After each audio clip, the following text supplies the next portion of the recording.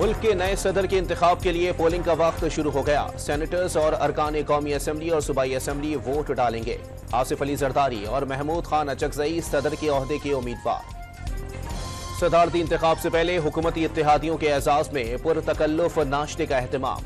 अरकान कौमी असम्बली के लिए मुख्तलिफ डिशेस की तैयारियां जारी। सदारती इलेक्शन में किसी अजनबी को वोट नहीं डालने देंगे।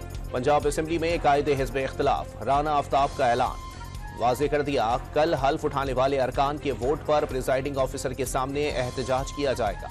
पीटीआई के रहनुमा शेर अफजल मरवत ने सियासी कुव्वतों के दरमियान मफाहमत की ख्वाहिश जाहिर कर दी। वाज़े किया, मुज़ाकरात से इनकार नहीं, इख्तिलाफ एजेंडे पर है। तहरीक इंसाफ समेत तमाम जमातों को इंतकाम की सियासत से बाज रहने का पैगाम। बड़े और कड़वे फैसलों का वक्त आ गया। आम आदमी के फायदे के लिए अशराफियों को कड़वी गोली मिलेगी। वज़ीर आज़म शहबाज शरीफ ने मुल्क को बहरानों से निकालने की हिकमत अमली बता दी। टैक्स चोर माफिया से निमटना बड़ा चैलेंज करार। शहर महफूज न कच्चे के देहात। वज़ीर आला सिंध का सूबे में अमन अमान की सूरत हाल पर अदम इत्मीनान का इजहार।